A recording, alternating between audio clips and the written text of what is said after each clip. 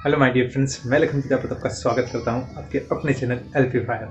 तो जैसा कि दोस्तों आप सभी जानते हैं, आज मैं एक बहुत ही प्यारी सी नॉलेज और बहुत ही प्यारी सी स्टोरी लेकर आया हूं। एक ऐसी स्टोरी जो कहीं ना कहीं आज हमें अपने अवसर को पहचानने का मौका देगी।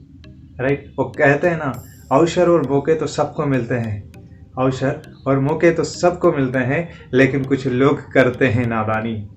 जो आज सोया वो फकीर चंद और जो आज जागा वही अंबानी।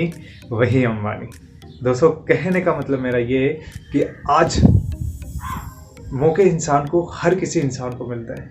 ज़िंदगी के अंदर हर एक इंसान को अपॉर्चुनिटी मिलती है, बट बशर्ते है कि उन मौक़ों को पहचानते आना चाहिए। बशर्ते है कि उन मौक़ों को आज पकड़ने की ज़रूरत है।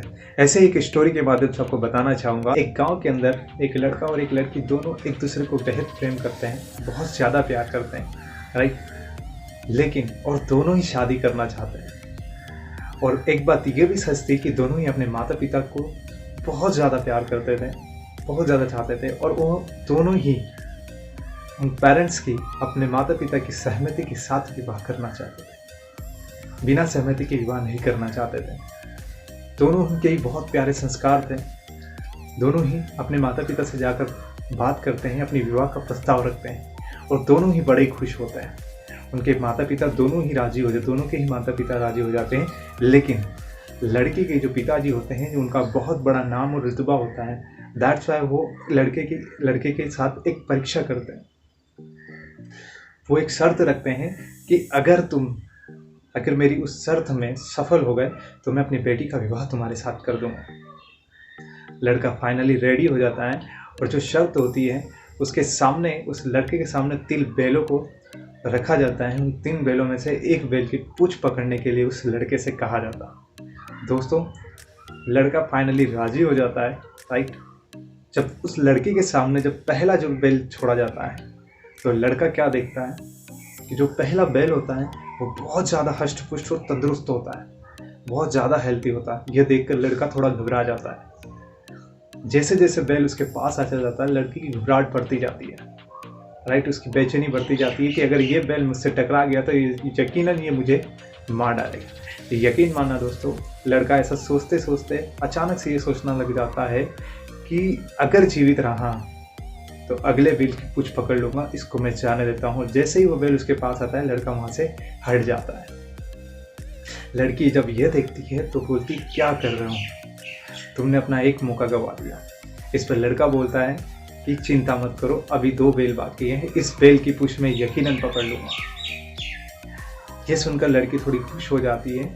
जब दोबारा से उस लड़के के सामने कोई दूसरा बैल छोड़ा जाता है, वो क्या देखता है, थोड़ा सा खुश होता है क्योंकि बैल इतना हेल्थी नहीं होता है। लेकिन जैसे ही उस लड़के की नज़र उस बैल के सींग पर पड़ती है, तो लड़का थोड़ा सा मायूस फिर से हो जाता है। क्या देखता है कि उस बैल के जो सींग होते हैं वो बहुत ही ज़्यादा बड़े और बहुत ही ज़्यादा नुकीले होते हैं।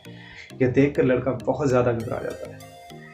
जैसे जैसे वो बैल उस लड़के के पास पहुंचता जाता है, लड़के की बेचैनी और घबराहट बढ़ती चले जाती है, और मन ही मन सोचता है कि अगर इस बैल के गलती से भी मुझे सींग टच भी हो गए तो यकीनन मेरी मृत्यु हो जाएगी। दोस्तों, ये सोचते ही सोचते वो बैल उस लड़के के पास में आ जाता है, और वो तुरंत निर्णय लेता है कि इस बैल को भी मैं जाने देता हूँ।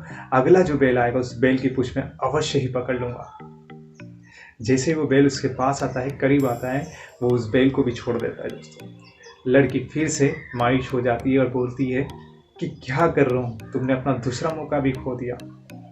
लड़का बोलता है, चिंता मत करो, अगला बैल जो आएगा उसकी पूंछ में यकीनन पकड़ लूँगा, विश्वास करो मुझ पर। लड़की को सांत्वना देते हुए वो लड़का ऐसी बात करता है, और जब अगला बैल उसके सामने आता है तो लड़के के चेहरे पे बहुत प्यारी सी स्माइल आ जाती है। लड़का बहुत ज़्यादा खुश हो जाता है, बहुत ज़्यादा हैप्पी हो जाता है कि फाइनली इस बैल को मैं पकड़ ही लूँगा। लड़का उस बैल को देखता है, बड़ा ही नॉर्मल सा सीधा साधा बैल होता है। उसके ना ही सींग बड़े होते हैं, ना ही बहुत ज़्यादा हष्ट पुष्ट होता है वो बैल। जैसे जैसे वो बैल उसके पास में आ जाता है, लड़का बहुत ज़्यादा एक्साइटेड हो जाता है कि यार इस बार तो मैं इस बैल की पूंछ पकड़ ही लूँगा। राइट, इसको छोड़ूंगा नहीं, जाने नहीं दूँगा, इस बार मैं यकीनन बैल की पूंछ पकड़ लूँगा।